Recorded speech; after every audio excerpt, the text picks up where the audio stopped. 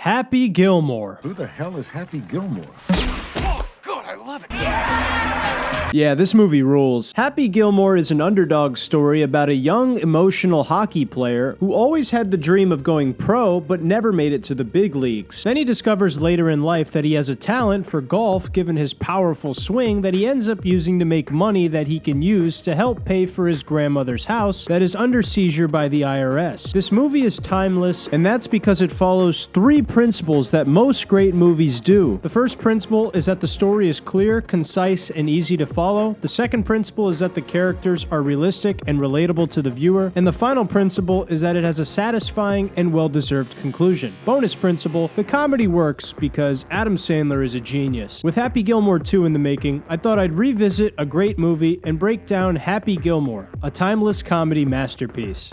Principle 1, the story of a hero. As aforementioned, the story in Happy Gilmore is incredibly simple, but surprisingly multifaceted. The story mirrors both the hero's journey and a familiar fairy tale, which we will cover later. We start off with an opening montage of old videos of Happy while we jam to Lynyrd Skynyrd, and the movie starts off with Happy explaining his love for his family and how his dad was his favorite person in the whole world and influenced him to get into hockey at a young age. Even when his mom and dad split up, this didn't change a thing for Happy. He always wanted to be a pro hockey player, and his dad told him he could do anything he wanted before he tragically passed away. With his mom and dad both out of the picture, Happy moved in with his grandma, who filled the shoes of Happy's dad by becoming his best friend and #1 fan. Happy worked a bunch of different jobs to pay the bills, but to him his greatest purpose in life was still to be a pro hockey player. After getting cut from his local hockey team and losing his girlfriend, we see Happy go to his grandmother's house where he makes the shocking discovery that his grandmother's house and belongings are being repossessed by the IRS because she hasn't been able to make ends meet and pay her taxes for well over a decade. So Happy is faced with the conflict of the movie, which is raising $270,000 over the next 3 months if he wants to prevent his grandmother's house from being taken away. The house has a lot of sentimental value to Happy and his grandma because his grandfather built the house from scratch, and as established, Happy loves his family more than anything else in the world. While he pursues the money, his grandma has to live in a dreadful nursing home where she does not feel at home thanks to big bad mustached Ben Stiller in his most Machiavellian role to date. Happy returns to his grandma's house and watches the two mover guys screw around with a golf club and some balls in the front yard and makes fun of them. They then bet him $20 that he can't hit the golf ball further than them. Happy then takes a swing and hits several balls around 400 yards and realizes that not only does he have a knack for hitting the long ball, but he also made $60 from the mover guys and could use this newfound talent to make money to pay for his grandmother's house. He starts off small doing challenges at a driving range where he meets golf legend and token movie black guy Chubbs Peterson. Chubbs tells Happy he really needs to quit hockey and focus on golf because of his natural talent for the game. But at this point in the movie, Happy has not yet let hockey go and become a full-time golfer. Chubbs offers to mentor and teach Happy for free, but Happy is reluctant to accept this proposal. Happy only takes Chubbs' opportunity initially when money is mentioned, but his heart still belongs on the ice. He convinces Happy to join the Waterbury Open, where he ends up winning, which puts him on the pro tour where he can start to make good money. At the Waterbury Open, we're also introduced to Virginia Vennett, Doug Thompson, and Shooter McGavin. More on these characters later. During Happy's first tournament, he realizes that even though he won, he had a lot of work to do, primarily in his putting game. He also punches a guy in the face for making fun of him, which puts his incredibly short temper on display as well. This would turn out to be problematic for him later on when he joined the pro tour. Anyway, Chubbs offers Happy a coaching opportunity again, to which Happy declines because of how urgently he needs the money for his grandma. As Happy becomes more familiar with Shooter McGavin, he quickly realizes Shooter is very threatened by him and develops a crush on Virginia. When Happy joins the pro tournament, it becomes abundantly clear how much of a loose cannon he is when things don't go his way. Suck my white ass ball! But he doesn't get kicked off the tour after having a huge meltdown because of the new eyes he is bringing to the sport and the tour. Doug cuts Virginia a deal and says Happy has to clean up his act or he will be removed from the tour, so she becomes Happy's handler in a way. A lot more great stuff happens in the middle of the movie, but we're going to save that for the character section of the video. Ultimately, at one point though, Happy is suspended from the tour for misbehaving, and in his time off, he trains with Chubbs to improve his short game. Then, right as Happy learns to center himself and putt the ball, Chubbs tragically dies, leaving Happy to face down against Shooter all by himself. Shooter increases the tension by threatening to buy Happy's grandma's house to taunt him, but they make a wager that whoever wins the tour gets the house and all of the respect. Then in the middle of the final showdown between Happy and Shooter, Happy realizes that winning is not the most important thing. What's more important is making his grandma happy and proud of him, because ultimately Happy is and always has been a family man. This maturity helps Happy complete his arc from an angry, emotional hockey player to a professional golfer. Then he ends up beating Shooter in their final showdown, and then he, his friends, and his family live happily ever after. One surefire way to make a story resonate is to build it on the foundation of a classic fairy or folk tale that people will understand on an archetypal level. And call me crazy here, doesn't the plot of Happy Gilmore remind you at least a little bit of Beauty and the Beast? We have Shooter McGavin as Gaston, handsome but vain and narcissistic. We have Virginia as Belle, intelligent and kind. And finally, we have Happy Gilmore as the Beast, wild and out of control, but at the same time courageous and resilient, and at his core, a decent human being. Virginia, like Belle, is faced with the task of taming this lunatic so that he ends up in a golden jacket instead of a straitjacket in a federal penitentiary. Needless to say, Virginia has her work cut out for her, but eventually she succeeds, getting Happy to the point where, well, at least he doesn't punch anybody. You see, in the end, through kindness, tact, and empathy, Virginia helps Happy to get out of his own way, hone his raw talent, and put said talent to good use on the green. Thus, Adam Sandler is changed into Prince Adam Sandler. Nah, I'm just kidding. That does kind of look like a castle, though. What I love about this story is that there's nothing super complicated about it. You don't need an above-average IQ to figure it out, and there's no grand, deeper meaning to be taken away from it. Happy Gilmore simply realizes there's more to life than hockey, and through adversity and loss, realizes that all he wants to do is make his family and friends proud of him while having fun. These simple but powerful themes of family, friendship, love, loss, and competition make this movie easily digestible for anybody, which is one part of the puzzle that made this movie such a massive success. Principle 2. Characters that we see ourselves in. The characters in Happy Gilmore are fun, realistic, and relatable, not to mention absolutely hilarious. The one-liners are off the charts. You could trouble me for a warm glass of shut the hell up. Gold jacket, green jacket, who gives a shit? You know what else could draw a crowd?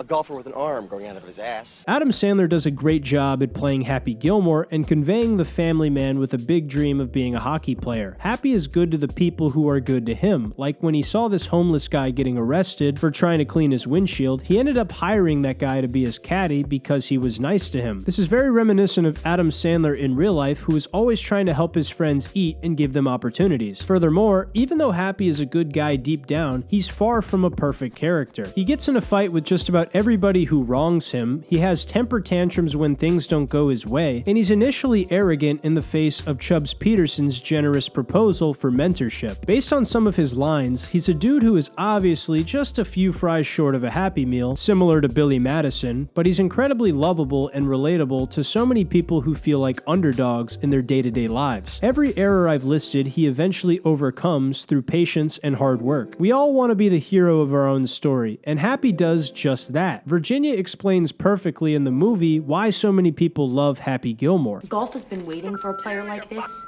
A colorful, emotional, working-class hero. She's totally right. So many people are outside of the elite regime of people who typically enjoy golf, and these types of people see themselves in Happy Gilmore. He dresses like a regular guy, he loses his shit when people mess with him, and he doesn't get intimidated by good-looking, clean-cut narcissists who try to big brother him. Speaking of which, Shooter McGavin is an incredible movie villain played by Christopher McDonald, who looks very similar to Norm Macdonald, has the same last name as him, but is somehow not related to Norm.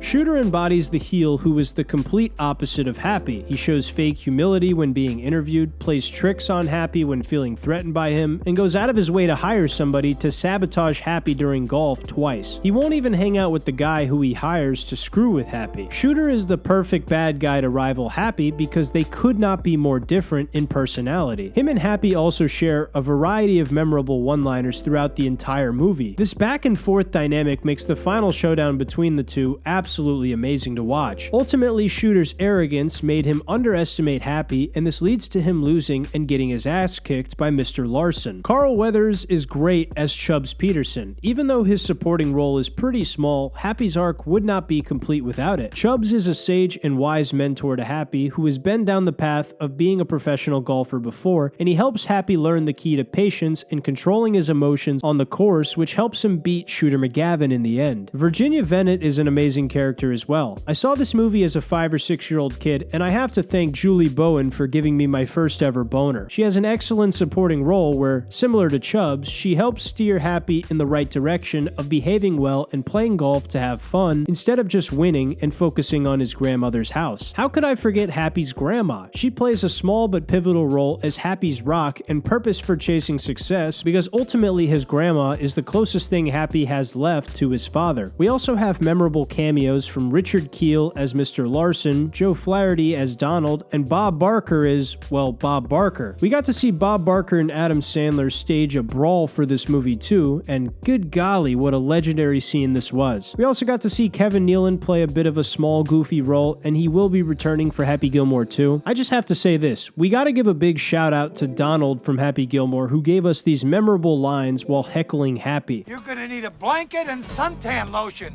because you're never gonna get off that beach. Just the way you never got into the NHL. You jackass. You will not make this putt, you jackass. Jackass.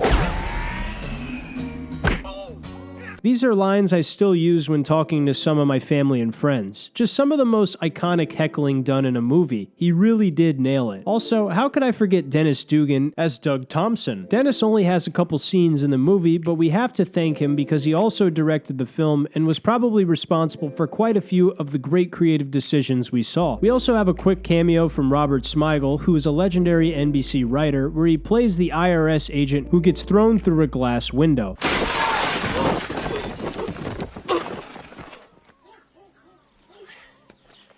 He hates me. We also get to see Ben Stiller play a psychotic nursing home worker who has a deleted scene where he gets thrown off of a balcony. Grandma told me what you've been doing in here, and I gotta tell you, it got me really, really angry.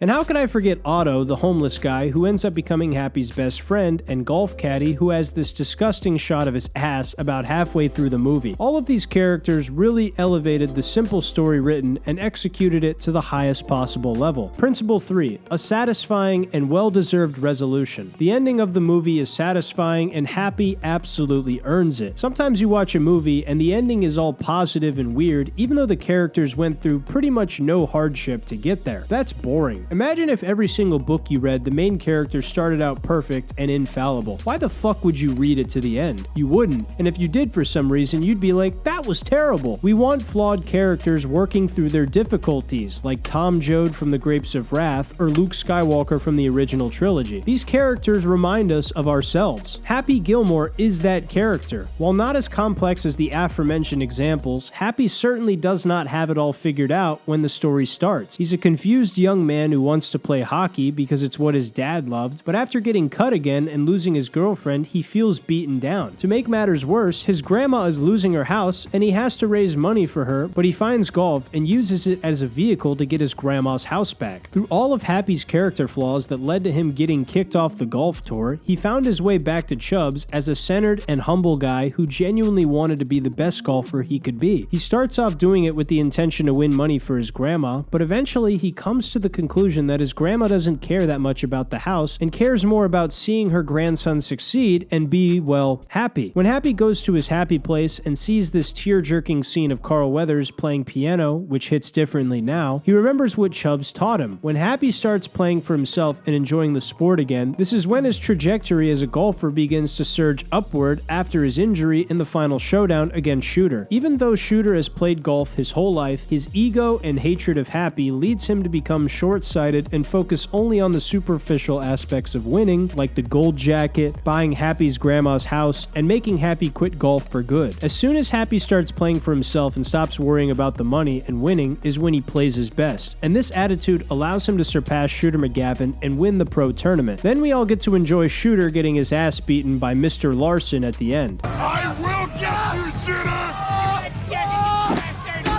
The closing scene of this movie is almost the exact same as the opening scene, where Happy goes to see his grandma as a kid with the dream of being a hockey player, except now he's joined by the love of his life, his best friend and golf caddy, and the woman who was always there for Happy after the death of his father, and he's realized his purpose is not to be a hockey player, but to use his talents to make the world better for the people around him and try to have fun while doing it. It's a perfect story with an excellent resolution that is absolutely well deserved. In conclusion, Happy Gilmore fucking rules, man. Even if you think golf is a boring sport that should only be watched to cure insomnia, this is a movie that everyone can enjoy. Even golf enthusiasts love the movie, which is why it developed a cult following in many different online golf communities. Hopefully the cult following watches this video too. Who on earth can watch this movie and not attempt to do the Happy Gilmore golf swing? You'd be insane if you didn't try it at least once. Anyway, this movie was a hole-in-one because it was hilarious for just about anyone who watched it, and it followed the principles I outlined for a great movie. A simple yet compelling story of a hero's journey, relatable and lovable characters that we all remember, and the resolution of the movie being well-deserved and incredibly satisfying. All in all, that's why Happy Gilmore is a timeless comedy masterpiece that will be watched and enjoyed for many more decades and hopefully centuries to come. Thank you, Adam Sandler. I'm looking forward to seeing Happy Gilmore 2 when it finally drops. That's all I got for you guys today. If you made it this far, you might as well leave me a thumbs up and subscribe if you enjoyed yourselves. I love you guys. Thank you so much for watching to the end,